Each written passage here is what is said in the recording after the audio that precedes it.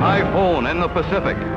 Mountainous seas threaten Admiral Bull Halsey's Third Fleet. The wind reaches an intensity of 138 miles an hour as the heavy cruiser Pittsburgh nears the Typhoon's center. Waves 100 feet high smash down upon her, cruelly punishing her bow.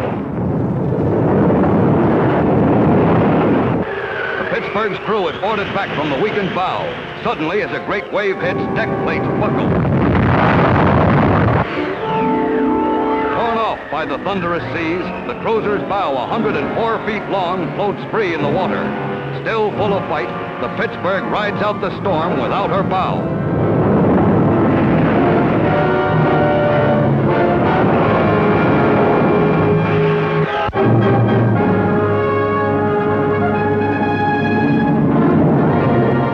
Essex-class carrier Enterprise in action last May off the Jap home island of Kyushu. Anti-aircraft guns send up a heavy flak barrage as kamikaze planes try to get through to the carrier.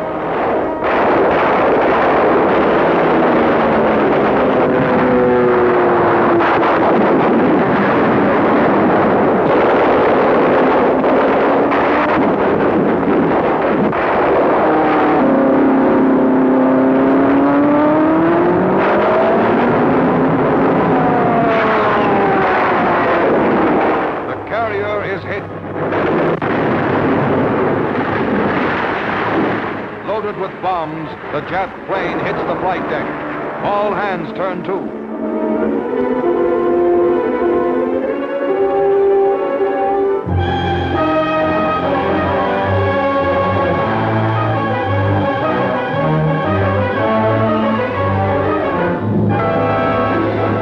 In 17 minutes, the fire is under control.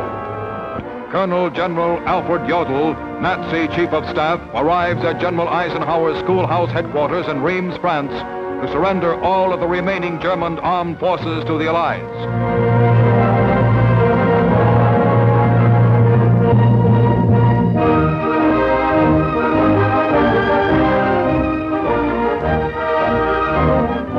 General Jodl, with Admiral Friedeberg at his left and Major General Wilhelm Oxenius right, signs the instrument of surrender.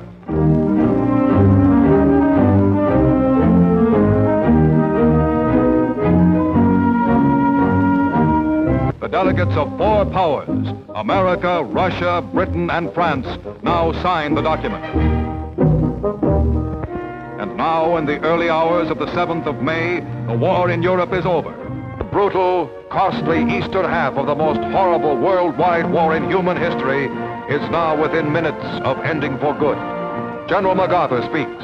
I now invite the representatives of the Emperor of Japan and the Japanese government and the Japanese Imperial General Headquarters to sign the instrument of surrender at the places indicated.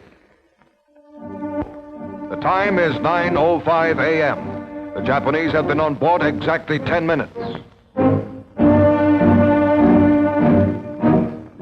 The final United Nations victory has been won. The war is over. Peace is here.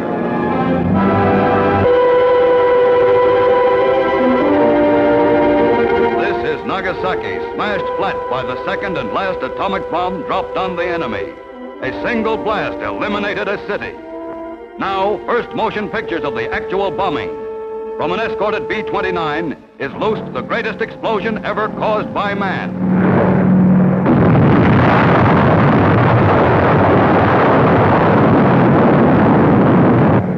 The planes maneuver away from the terrible concussion as a pillar of fire and smoke which shot up 10,000 feet at the instant of the blast continues to rise. Mounting from the devastated city below, this column is like a giant geyser. Its head, mushrooming out, has in a few moments reached an altitude of 45,000 feet. These are official Signal Corps pictures.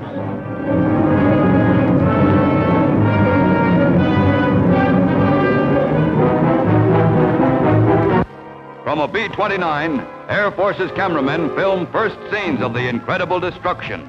One bomb did all this.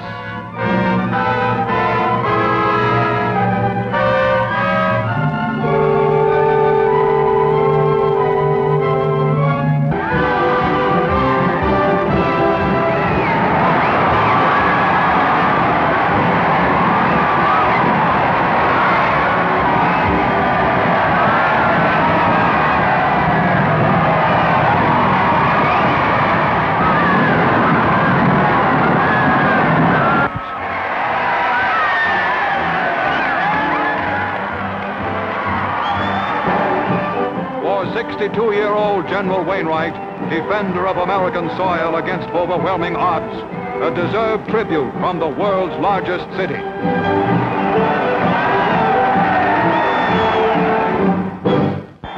In the park, spectators cheer as Mel LaGuardia declares the Admiral an honorary New Yorker. High point of a ceremony such has been accorded only the nation's highest heroes of the war.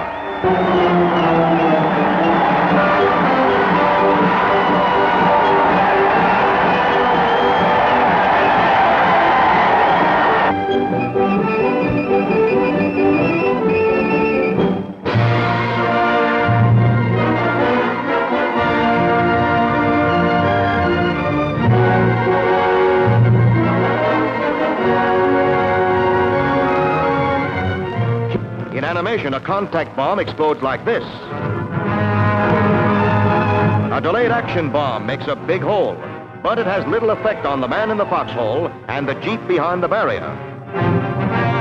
But the next bomb bursts in the air. It's equipped with the proximity fuse, VT. In use against personnel and gun positions, it was devastating.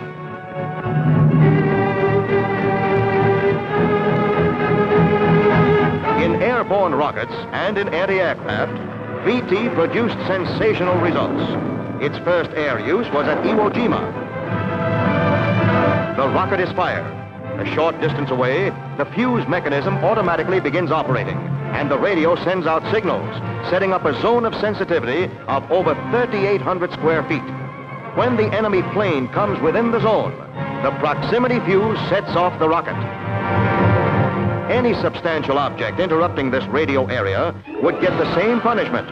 Over land and water alike, the proximity fuse spreads explosive fury, produces terrific destruction. It stopped Germany in the Battle of the Bulge. It shot down 79% of Nazi buzz bombs in the last week over London. It broke up the Japs' Kamikaze Corps. Radar. High-frequency radio waves sent by radar go out at sufficient intervals to allow each pulse to hit its target and return before the next is sent. Reading the pattern on the scope, the distance and speed of an approaching plane are charted and followed in.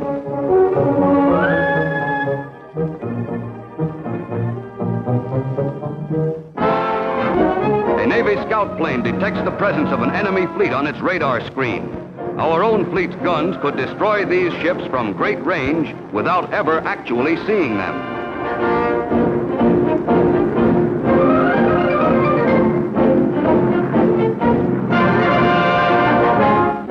The jet-propelled plane. After 3 years of British and American experiment, this important Allied weapon is shown for the first time. Here, the first American jet-propelled aircraft, the P-59 Aerocomet. 2 turbine engines beneath the ship's body, using gasoline or kerosene for fuel, give this plane its speed and high power. It is a joint product of Bell Aircraft and General Electric. American jet-propelled planes now in mass production are probably fastest in the world, with a speed bettering 700 miles per hour.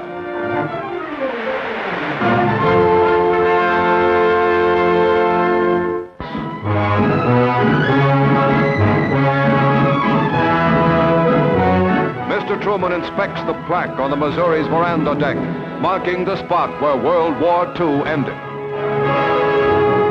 The destroyer Renshaw, leader of a party of 4 reviewing ships, comes alongside. The president boards her to go downriver and pass by the entire fleet in line. As he goes by, the guns of each ship roar out the 21-gun presidential salute. Overhead, 1,200 Navy planes wing past in a formation 12 miles long.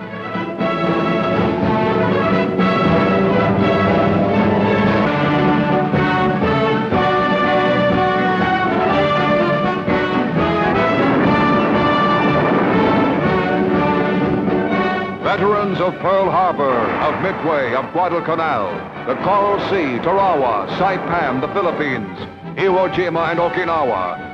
These are the ships and planes that brought victory for the United Nations over Japan. They were manned by men from every city and town in America. They were built by American hands and paid for by United States war bonds. Be proud of this mighty Navy.